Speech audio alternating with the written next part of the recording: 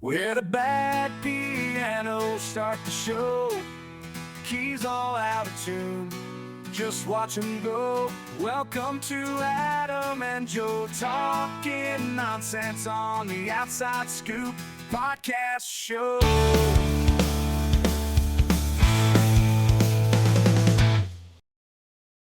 Welcome to episode 19 of The Outside Scoop with me, Joe. And me, Adam. I just realised we've started doing the videos and we actually have said who's who.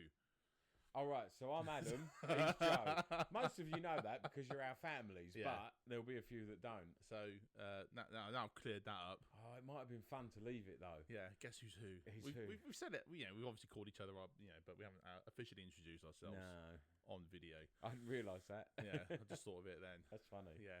So it's been weeks since we last sat down. Oh my God, it's been such a long time since we met. Since I've not seen you for weeks at this point. Episode 18 was months ago. There's been snow. Yeah. There's been heat waves. There's been a hurricane come through. Yeah, and we've somehow just managed to cycle our wardrobes enough to Just wear the same thing. Met up. I've even got the same watch on. Same watch, and your hair looks the same. No, I trimmed it purposefully. It's amazing, really. It's a good- Continuity. Mm. That's the key. Maybe we should always wear this. Yeah. Always wear this. Always wear these yeah. clothes. This is the uniform. So today, I think let's talk about our side hustles.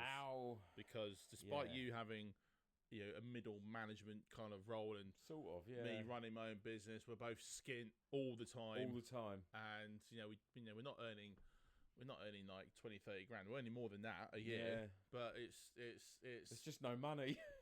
got absolutely no money. My wife has a job, part-time job. She brings in what she brings in. Your wife has a job. She brings Full-time in job. She brings in money. and we're just skint All the time. constantly skint. All the time. And so we have to do these side hustles. We've talked about it before, where you said the gig is the death I think sentence the for the gig economy. is it's a death sentence for people is what I was getting at. And it's something we've got to do. You got to do something. Yeah. Although saying that, I don't think we've been particularly successful with any of our side but we hustles. try. We try. We try. We do try, and you throw enough poo at the wall, Yeah, exactly. something will eventually stick. So Throw enough at the wall. our latest endeavour has been submitting tenders. I to wasn't do- even getting to that one yet. No. No, but yeah, let's go straight in with the big stuff. The worst thing they can say is Yeah. yes. So we've been going on. So you can go on Contracts Finder, Government contract finders. and that's where you'll find all the tenders for local government, national government, and all the big jobs. So anything above, is it £10,000 or? Government contracts finder is usually, you'll very rarely find anything under 50 grand. Yeah. Like contract value, so that's not profit, that's like the whole value of the contract. How much they'll spend. How much they're willing to spend, Yeah. So So that's where but they a put small all their, project is £500,000 on there most of the time. yeah. £500,000, you can't get a lot done with £500,000. Not for what they want. Not usually. No, they want roads and houses and cathedrals built for that kind of money, and yeah, you just can't get done. So we've been looking at tenders and stuff that we could. So my background is Yeah. in construction, Yeah. and I have applied for and successfully won a couple of tenders. They're really hard work. They're really hard work to win because they're quite detailed. You have to be 100% on them. And if you get the price wrong, the only way out is bankruptcy. Not personal bankruptcy. If you get the price wrong and you win it, is that what you mean? If you get the price wrong and you win it, and you can't afford to do it, bankruptcy isn't the only way out. You can negotiate your way out, but it doesn't look very professional, Yeah. and you'll struggle to get another contract with that authority Yeah. if you muck it So up. you got to price it right so you actually make a profit. You got to Yeah. price it right so you win it, Yeah, because the price is fixed. normally the highest weighted item on the It's tender. usually over 60% of the weight of what you're doing. Yeah. So they mark it. They call it weighting, Yeah. which is that's your. So as you said, Out of 100, out of 100, 60 points is the price. minimum usually. Yeah. And then the technical, as they call it, which is your health and safety and your descriptions of how and why and when and what for the job is 40%. Yeah. So your ability to do the job is less than the price of which you attach to it. Most of the time, yeah. I've come across one or two tenders where it's the other way round, Yeah. but it doesn't happen often. Yeah. It doesn't happen often because whenever I've applied for a tender, I think I only ever lost a tender on my technical on the first two. Okay. And every single time after that, I won the technical but couldn't compete on the price. Right.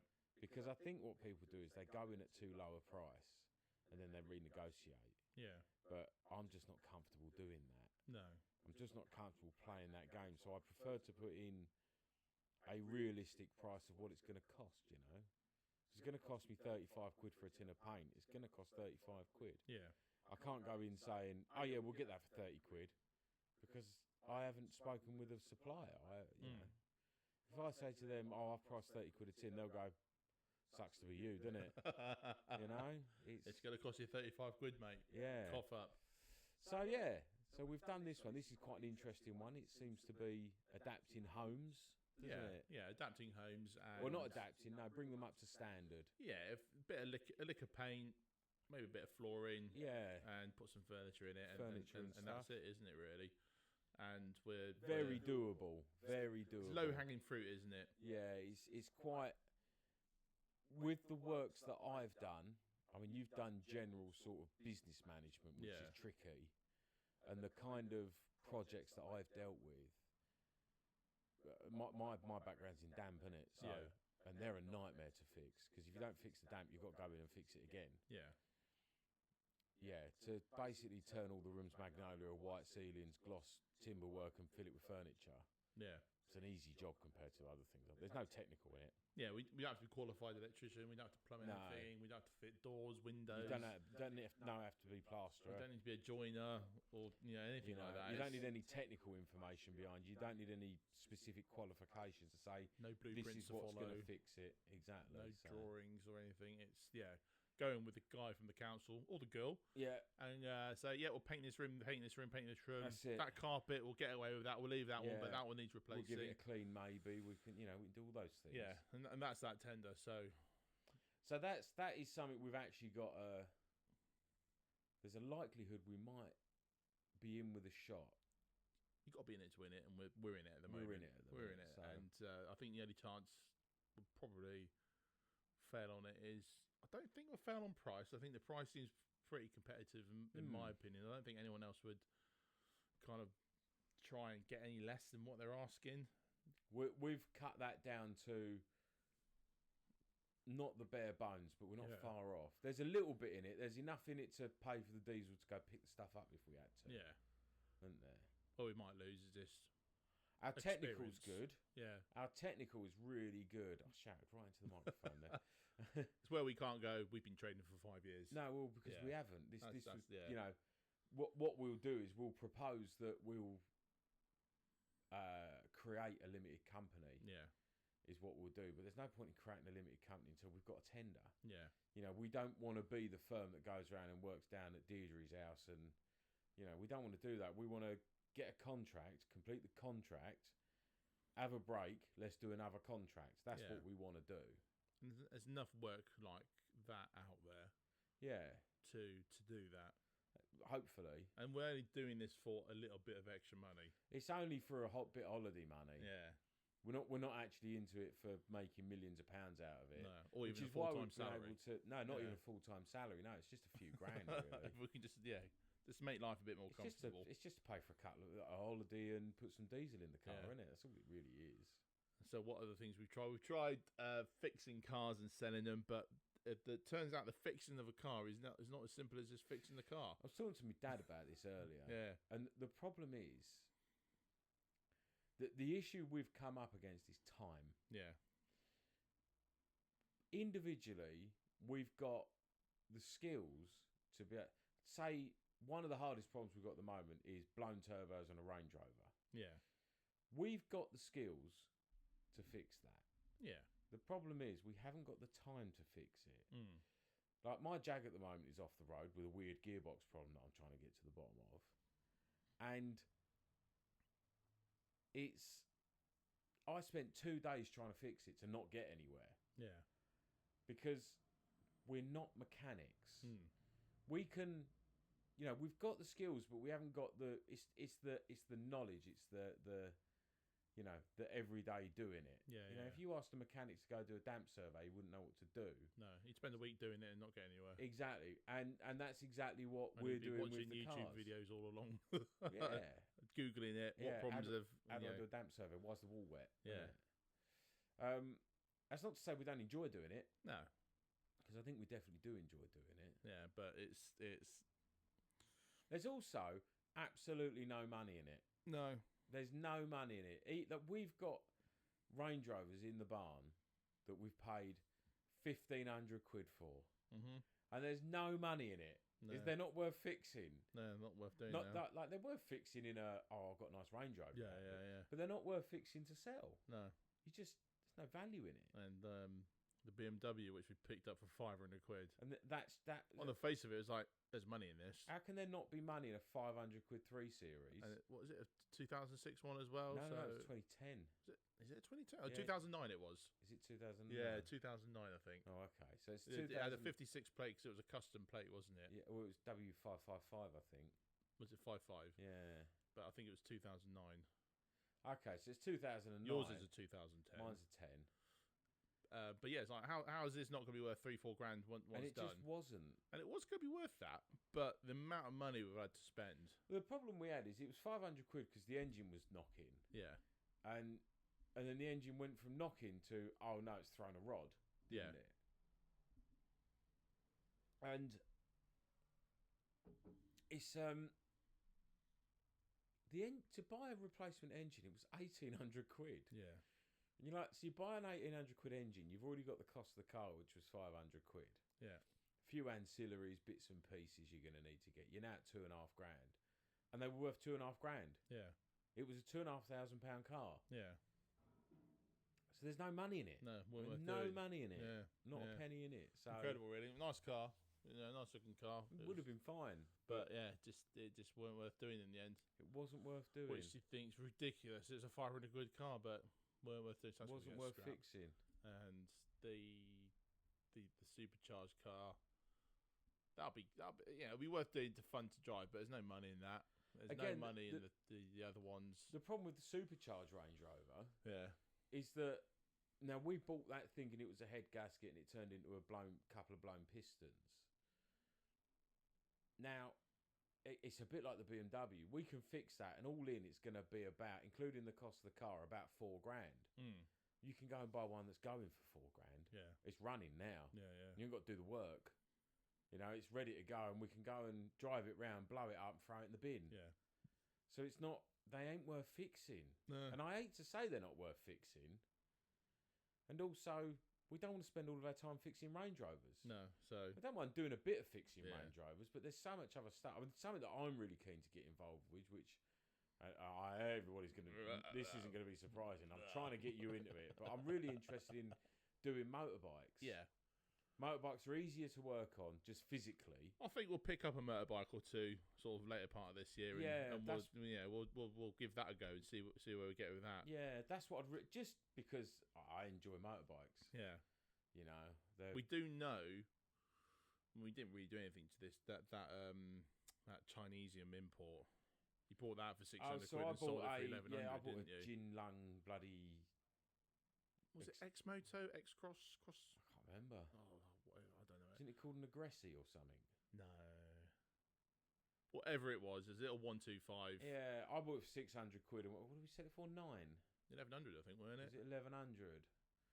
There is money in that. Yeah, and all that was a case of bought it down south, brought it up here. Yeah, tidied it up, sold it, got it working. We did do some work, spent an afternoon on it. Yeah, but and then sold 20 quid in bits. I don't know. Wasn't much, was it? It was a bit of wiring, wasn't it? A bit of wiring and just a bit tidying up. So there's money to be made in it, but also like the whole motorbike thing. It's a funny one, isn't it? Because it's not as big a market as cars. It's not as big a market as cars. And if you suddenly bring up 20, 30 bikes to fix and put in the market, you've saturated the market. Oh yeah. You've killed it. If you put if you put 20 bikes for sale on the market cheap, you've stalled the market. Yeah. And people are going to look and go, oh, they're all cheap. I'll buy one another day. Yeah. Yeah, you've got to be careful with putting stuff for So sale. there's no real money in that either. Like, There's no big money. There's a couple £100 here and there every now and again. Yeah, but there's not hundreds. There's not thousands of pounds a year in it. I Yeah. don't think. But what there would be is potentially some enjoyment in there. Yeah. Because, like I say, they're easy to work on. Yeah. And for me, I like motorbikes. You do. So, and you will. You will like. He did say to me the other day though, I'm really into cars at the moment. Really getting into them. Yeah, I am. But they're proving to be difficult, aren't they? They're Cars are just a pain in the arse. none of them are playing ball. Nah. Your exhaust is broke. I've got a wheel which wants to do. Yeah, sometimes it's fixed, sometimes it's sounds broken. Like it wants to fall off, doesn't it? My missus's car, my wife's The car. wife. Something wrong with the master cylinder on the brakes, probably. Yeah, we've got to fix that. Anything wrong with Mara's car at the moment? No, that's all right. I've got to do a cam belt on it. Okay, well, that's a thing. That's the thing. There's something on the list. It's not broken, but I've got to do a cam belt on it. You're bloody taking care of Sam's car, not until quite recently, weren't you? Oh God, that was a nightmare, wasn't it? Have we even talked about Sam's car? I don't know if we have. We've gone from side hustle to Sam's car, but let's go to this Vauxhall Insignia because thing. His brother had it, and admirable as it is, Yeah. he did a lot of work. That car. He bought a 2010 plate Vauxhall Insignia in about 2014, I think it would have been. Yeah. And that car, I think he was on 250,000 miles. It might have been more. It might have been 300,000 miles. I know it was a lot. Yeah. And about this time last year, September last year? Yeah. He came up It in was- August because we saw him in Norton at August. So it was then. Was it then? Yeah, so it was August last year. And he comes up and he says it's running a bit rough. And then, which it was running a bit rough. And then it just died, didn't it? He went to go and we went to go out, I think, and he went, the car's not working. Like, what do you mean the car's not working? And we had a look at it, and well, what I ended up doing was replacing glow plug controller, O2 sensor, engine temperature sensor, and EGR actuator sensor. You took the DPF and gave that a We clean. took the DPF off and gave that a good clean out. Yeah. Ran loads of chemicals through the engine. Loads of additives and stuff to try and clean the injectors out. Reset everything on the computer, and then it went, Yeah. didn't it? And then because remember it was in limp mode all the time. But that was 2-3 weeks of nearly every day, every moment you could, trying to fix this car. Yeah, I was doing something every single day. I was there. And 500 quid on a 500 quid car. Just I think the example is, what was the point in not in fixing his car? He had to fix his car to get him we had home. to fix his car. Well, he but took like, the Jag for a week, didn't he? You know, trying to fix these things to make money, you just can't because you just can't. And you think about it, it's a 2010 Vauxhall Insignia, yeah, and it's got everything on it. yeah, You know, it's a fully loaded 18-inch wheels, leather interior, electric seats, heated seats, climate control. There's nothing that car didn't have. yeah. 2-litre diesel does 60 to the gallon, and then 2 months ago it blew up and it just wasn't worth fixing. Yeah. Blew up in the Midlands. It's like, right, that's got to go to scrapyard now. I think the only cars that are going to be worth, where you're going to make money is going to be the 20-old plus cars now. I think so, yeah. And you got to hold on to them. Well, it's like my Jag, isn't it? Yeah. I've got an XJR, and that just needs looking after. Give it another 5-6 years, that's going to be a 10 grand plus car. Mm. And then hold it another 5, 6, 10 years, it's going to be 15, and then so on and so forth. It might max out something like 30 grand. Might do, but it will definitely be there. It'll get there one day. Yeah. I don't think it'll hit the 50s and 60s that I don't think Capris are hitting now, but it might. It might do. But Capris had a bit of a following, a bit of a cult status, and the Jags never really did they? Although they were nice cars, they never really had that. But yeah, but again, it's broken. Yeah. It's broken at the minute, isn't it? Fortunately, you've not had to spend loads of money on it. I think, if I'm honest, I think I put something together wrong. Yeah. Don't really know what. I think I've put something together wrong. So I've got some electrical testing to do, and I've got some rebuilding to do. Yeah. Redo it all as per the book, and hopefully it's all right. Yeah. Hopefully. Other side hustles, beer festivals. Well, yeah. They don't make money. No, I think now that there's a lot of stuff that you do that I always help you with. I try and help you with. But like, you know, like I don't take money off of you, and but most of the time it's because there's no money in it. Something to take. Nothing to take, is there? I think this year, I mean, the way to describe it is there's a full calendar of events on the way, isn't there? This summer you've done, the pub needs a bit more turnover to make it more valuable, more worth doing, doesn't it? So what have you done? So we've got a summer bash coming up. So basically what I've done is taken what we used to have the beer festival at the pub. Yeah. It used to be a 2-3 day event at the pub. Basically a birthday party for me. Yeah, it was around your birthday weekend. Yeah. It was a bit of fun. And then we expanded that, made it a proper beer festival, standalone event, which if you go to the podcasts, you can hear about those and what we did there. That's going to be a long-term thing. This year didn't make any money. Next year might make some money, might not. But third year, I'm hoping to actually make a profit. So I've taken what was our beer festival and called it a summertime bash. Summertime bash sounds great. And it's just going to be a Friday, Saturday, live music. We'll try and get something interesting with the food. We're going to open for breakfast on Saturday. We don't do breakfast at the pub. And who's doing the breakfast? You and I. We're breakfast chefs on Saturday morning. So we've got to do some breakfast. And that's just going to be your normal breakfast, pancakes and Benedict's, Royales, Florentines, all that sort of stuff. Might add some other bits and pieces to it, like a homemade granola or some baked eggs or something like that. I suppose we could do like what's the tomatoes and eggs? Yeah, I need to do a What is vegan that? thing basically. Obviously not eggs, but I need to have a vegan dish which I haven't got yet. Shakshuka or something, isn't it? Yeah. So we've got that, and then we'll have the other beer thing. We've got Oktoberfest. That's it. Got Oktoberfest coming up. So that's just one night of live music and German Bavarian beers. Yeah. Turn the upstairs restaurant into a beer keller. Yeah. And that if the weather's good, when I say good, if it's not freezing and raining outside, we can open up all the balcony doors and it's a nice good vibe, and it's a nice evening. Get a good crowd with that. And then it's the countdown to Christmas. Oh no, Halloween first. Halloween.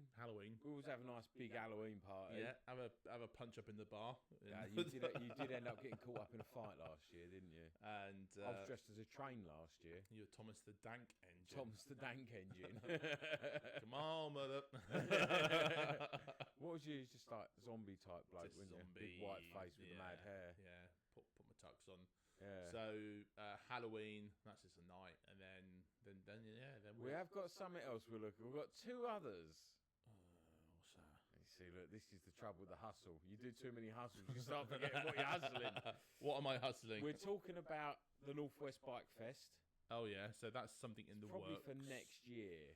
I don't think it'll happen this year. So where we are with that at the moment, it's not going to happen this year. No, it's definitely next year. I've put a request out to landowners and people that hold large events for information, pricing, availability. No one's got back to me yet. No. Whether there's no interest in that or they take their time to get back, I don't know.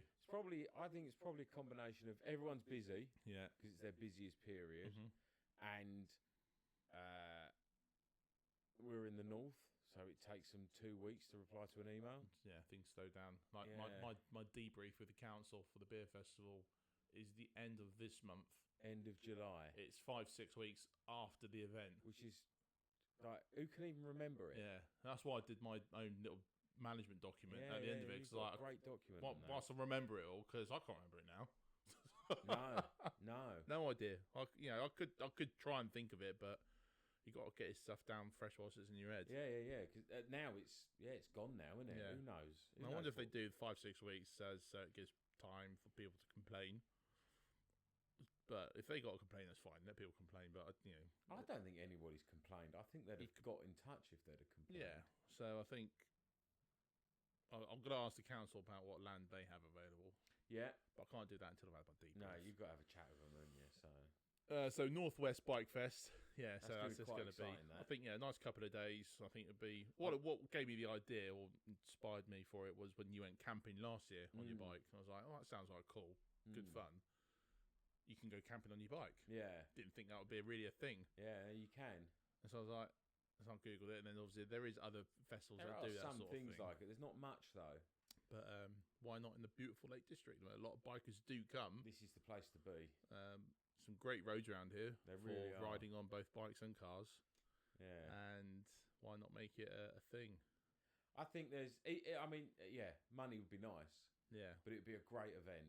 Yeah. It'd be a great event, and, and we'll get a pit bike and we'll get you riding. And then I'd also like to bring a foodie festival thing to Penrith. We've got like a food festival we've been talking about. Yeah. That's a bit ethereal at the moment. Yeah. That's a little bit sort of like blue sky thinking. Yeah. We're still talking about it.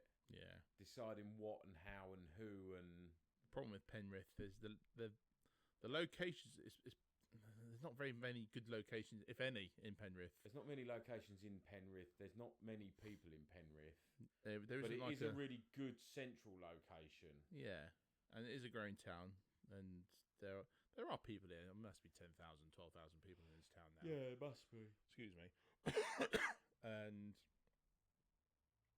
yeah, there's enough people here to warrant doing stuff, but it's where you put these things.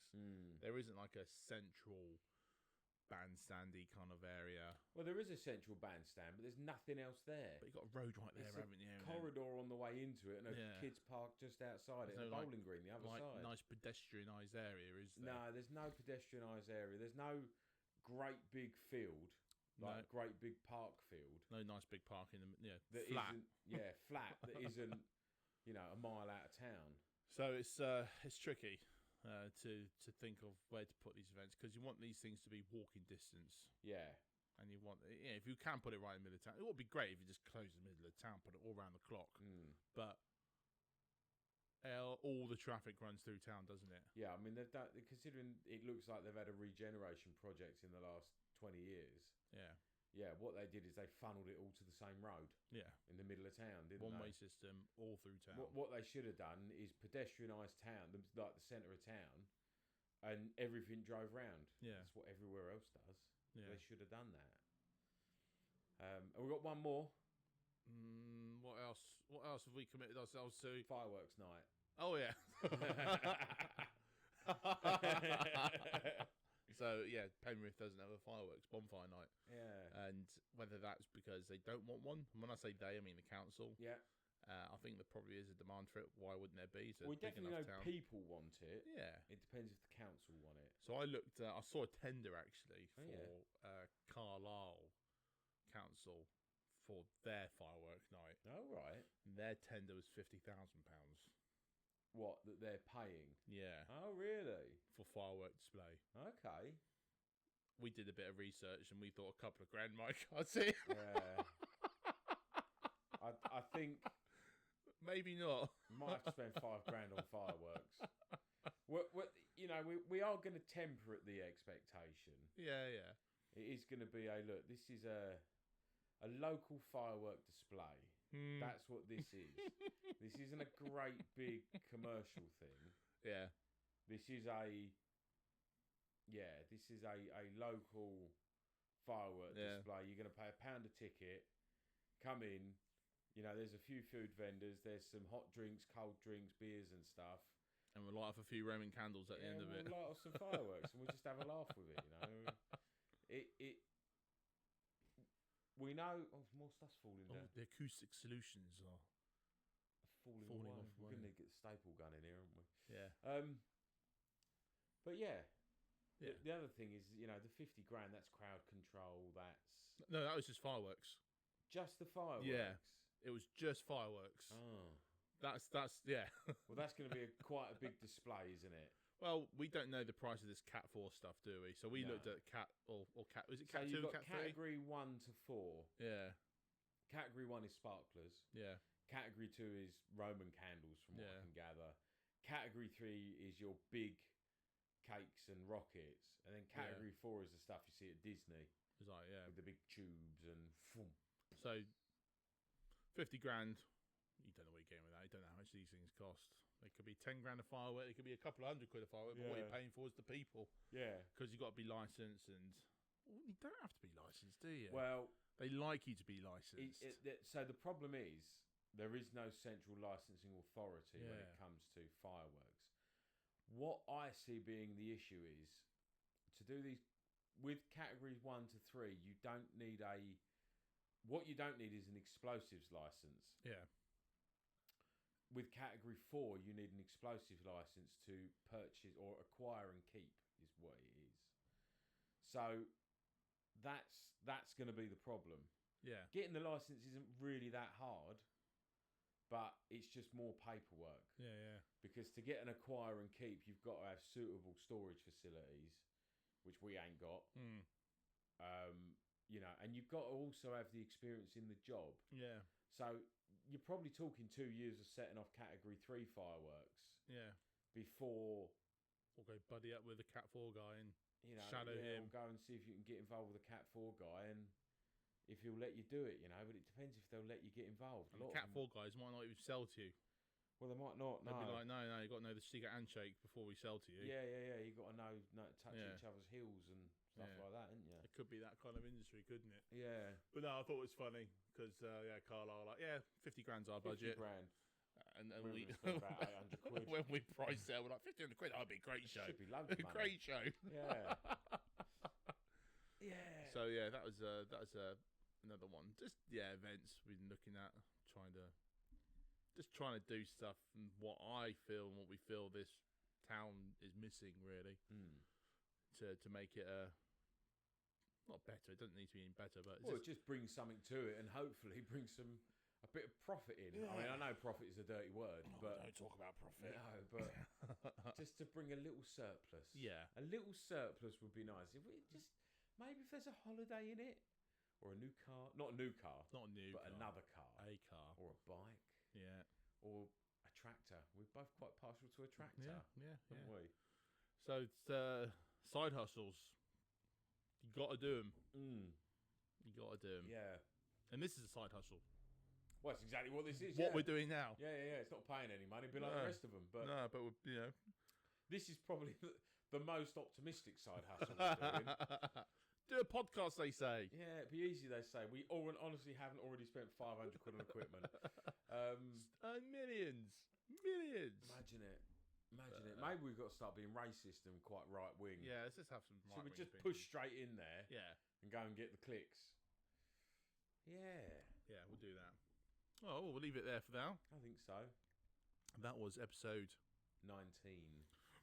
Oh, gosh. We're nearly at the big 2-0. Yeah. Wow. And we'll reconvene then. Yeah, we'll see you next time. Like, subscribe, and share. The Outside Scoop. See you later.